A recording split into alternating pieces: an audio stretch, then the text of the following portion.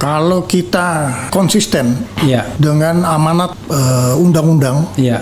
baik undang-undang TNI maupun undang-undang dasar, Ya. bahwa politik tentara adalah politik negara, yaitu undang-undang. Dia tidak akan pernah melenceng dari situ.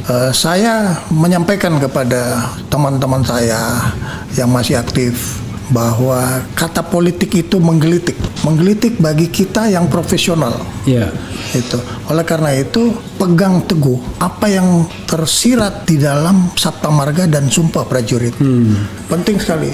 Jadi jangan kita menyalahgunakan wewenang yang bisa mengorbankan dignity, kehormatan. Sebab kehormatan itulah yang membawa kita ke liang kubur. Iya, iya, iya. Penghormatan selesai pada saat kita tidak lagi menjabat.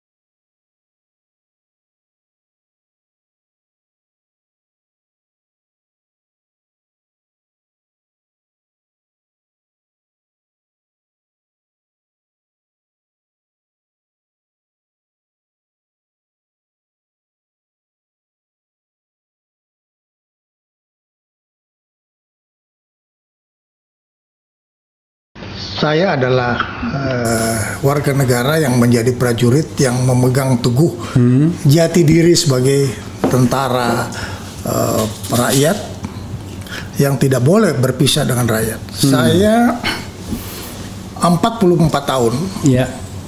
dibiayai oleh rakyat. Oke. Iya.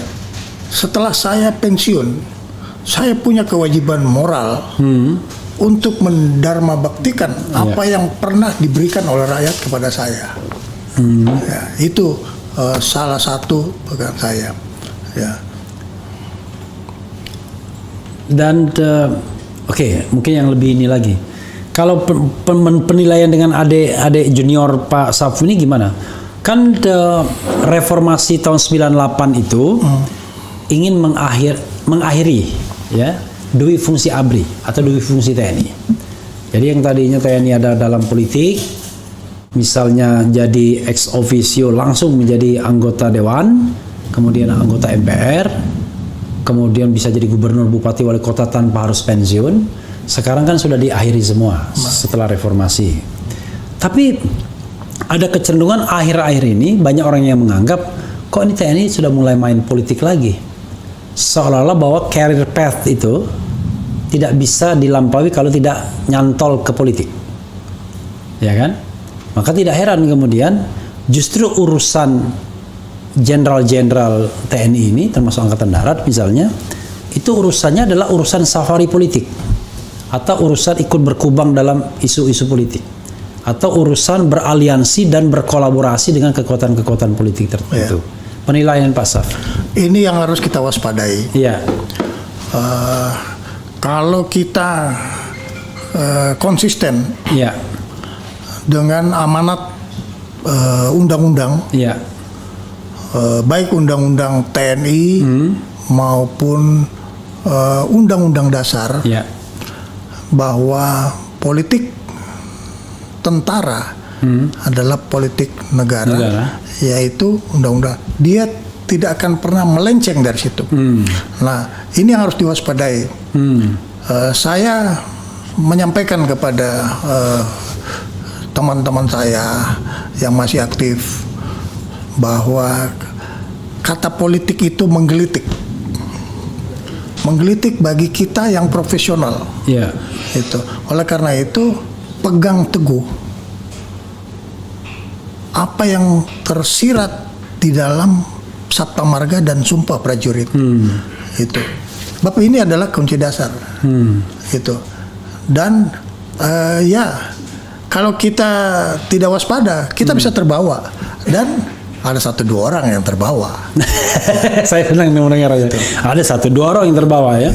Dan secara institusi nggak terbawa. Tapi kalau 1-2 orang itu memegang institusi kan gawat juga. tetapi jangan lupa Iya. bahwa institusi itu adalah institusi yang tegas dan keras terhadap itu. Oleh karena itu yang dibutuhkan dalam tentara nasional ini adalah kepemimpinan yang solid, baik di tingkat atas sampai kepada pelaksana di lapangan. Ini adalah alat kita, gitu. Karena kita sudah diberi rambu-rambu, kita sudah diberi navigasi. Tugas kita adalah menjaga, jangan menabrak rambu-rambu dan tetap pelihara navigasi, dan itu diperankan oleh pemimpin-pemimpin militer. Oke, Pak Saf, sekalian aja saya tanya macam-macam ya, soal dijawab enggak itu soal lain. Misalnya pemilu atau pilpres termasuk. Banyak orang yang mengatakan bahwa TNI, Polri, BIN terlibat di dalam proses kontestasi seperti ini. Tidak hanya pilpres, bahkan pilkada pun bisa dilakoni. Karena orang tahu betul bahwa yang namanya kekuasaan politik itu adalah resources, bagi apa aja, gitu. Komentar Pak Saf? Saya tidak mengingkari terjadinya oknum-oknum yang berada di dalam pengaruh-pengaruh itu, ya enggak. Akan tetapi yang paling penting adalah rakyat yang berdaulat harus jeli dan tegas melihat instrumennya. Sebab ini adalah instrumen negara. Negara itu adalah rakyat, pemerintah, dan wilayah. Jadi sangat diharapkan bahwa kontrol sosial rakyat terhadap tentara, kontrol sosial rakyat terhadap aparat-aparat pemerintah lain itu lebih pekat, lebih pekat.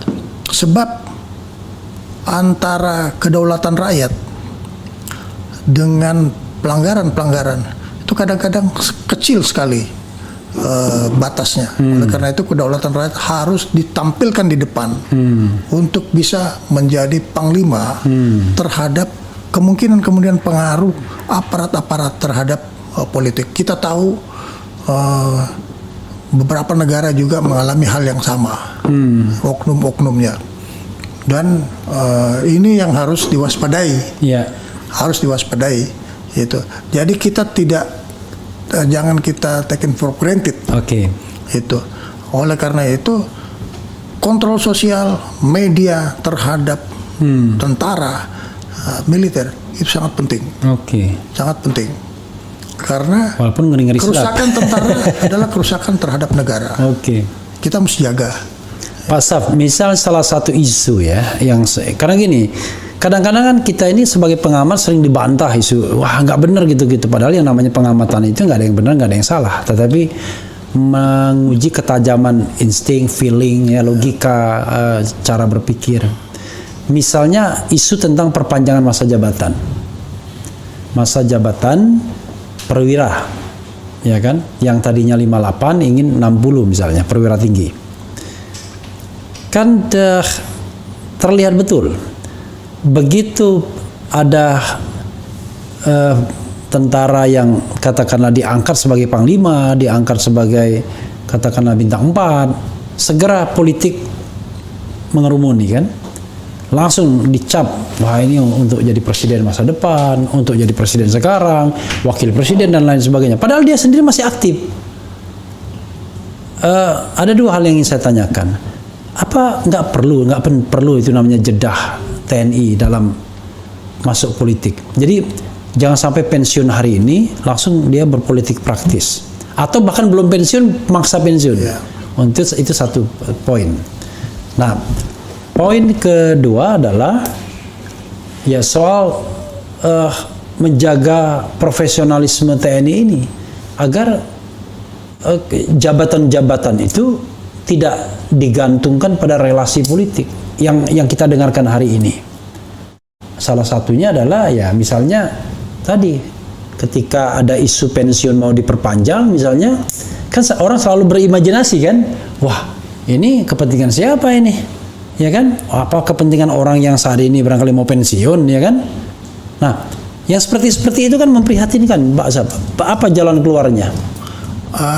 Memang kita mesti lihat dulu konstelasi militer secara universal. Ya. Ya. Kalau kita lihat pemimpin militer secara operasional itu memang seperti umpamanya Singapura, mereka sudah memperpanjang masa umurnya. Ya.